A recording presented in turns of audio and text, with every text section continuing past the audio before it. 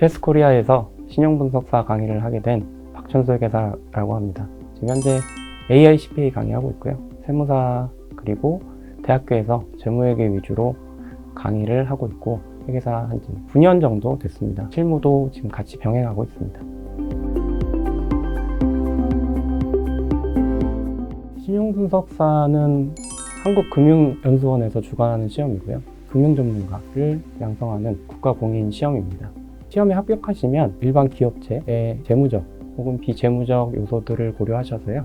그리고 신용등급을 주로 평가하는 업무를 하시게 될 겁니다. 일단 취업 준비하시는 분들은 국가공인 자격증이다 보니 금융권에서 인정하는 자격증 중에 좀 신뢰도가 높습니다. 특히 은행이나 여신 관련된 업종에서는 해당 자격증을 가지고 계시는 게 취업에 상당히 유리할 거라고 생각되고요. 그리고 실제로 지금 금융권에서 일하시는 분들은 진급시험이나 아니면 인사고과에 반영되고 있어서 준비하시면 지금 당장은 아니더라도 언젠간 도움이 되실 거라고 생각이 들고요. 그리고 지금 추세를 봤을 때 이 시험에 응시하시는 분들이 많이 늘고 있습니다. 그리고 합격생도 늘고 있어서 향후 전망은 굉장히 좋은 편이라고 생각합니다.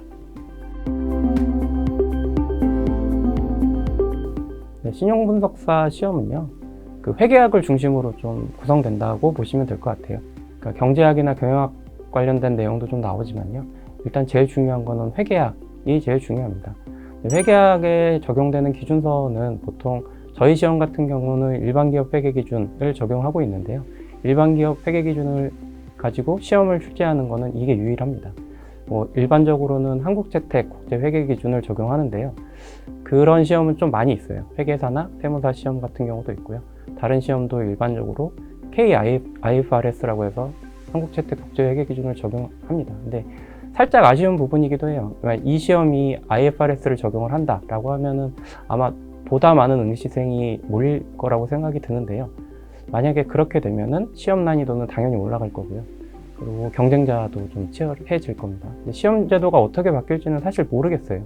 이 일반기업 회계 기준을 계속 유지를 할지 아니면은 먼 얘기지만 IFRS를 적용을 할지는 사실 그 주최 측의 입장이니까. 근데 저희 입장에서는 좀 경쟁자들이 좀 적게 있을 때 빨리 합격하시는 게 좀 도움이 될 거라고 생각이 들고요. 이 시험의 특징을 좀 더 설명을 드리면 일반적으로 회계사나 세무사 시험은 회계학에 대한 내용에 대한 초점이 맞춰져 있습니다. 그래서 신용분석사 시험 같은 경우는 저희가 알고 있는 회계학 지식 그리고 경제학, 경영학에 대한 지식을 활용해서 재무제표를 어떻게 분석하는지까지 시험에 넣고 있거든요. 제가 이 강의 준비하면서 좀 특이했던 게 3교시에 저희가 재무제표를 주고요. 전체적인 실제 재무제표를 주고 그거에 대한 분석하는 문제가 굉장히 많이 나옵니다. 그래서 그걸 보고 좀 놀랐는데 그런 시험은 사실 저희 회계사들이 실무를 좀 하고 한 2, 3년 차 정도 지났을 때 보기 시작하는 부분이에요.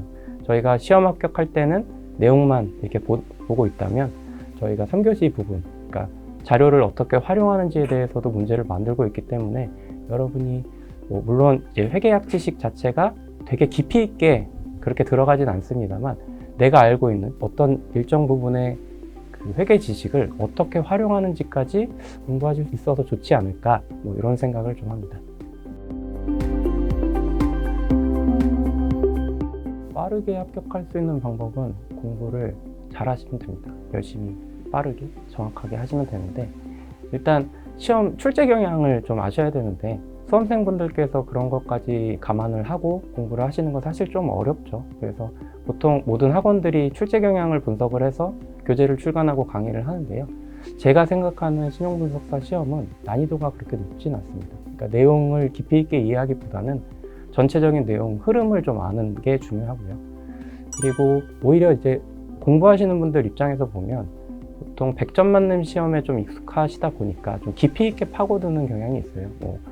그래서 내가 중요한 부분만 좀 찍고 넘어가겠다. 그리고 출제 경향을 좀 대비해서 많이 출제되는 내용을 좀 깊이 있게 그 부분만 중점적으로 공부하겠다라고 생각을 하시면 되고요.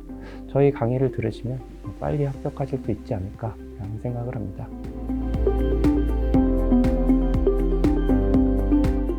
여러분 비교는 하시겠죠.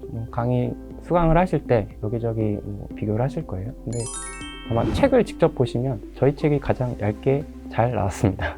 그 이유는 교재를 저도 이제 다른 학원 교재 혹은 다른 회계사, 세무사 강의를 하는 수험서들을 많이 참고를 했는데 저희 시험 같은 경우는 책이 그렇게 두꺼울 필요가 없다라고 컨셉을 잡았어요. 왜냐하면 저희가 한 문제가 나올 때 그거에 대해서 심도 있는 얘기를 다루는 게 아니고요.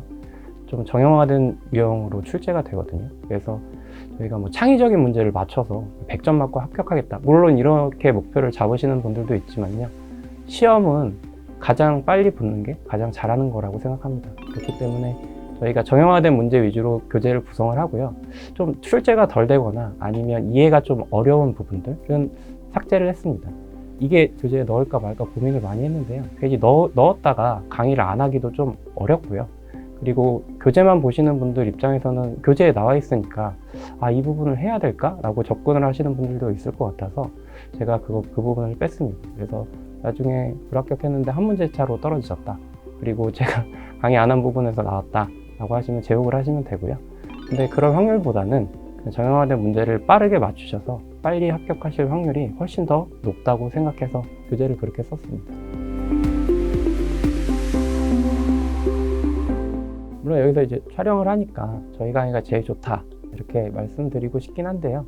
사실 수험생들마다 공부하는 방식도 다르고 생각하는 것도 다르고 여태까지 살아온 방식이 다 다르셔서 대안이 여러 가지 있잖아요. 저희 학원뿐이 아니고 이제 다른 학원들 강의, 교재들도 이제 비교를 해보시고 내가 생각했을 때 본인과 맞는 책을 고르고 본인과 맞는 강의를 선택하시는 게 좀 중요한 것 같아요.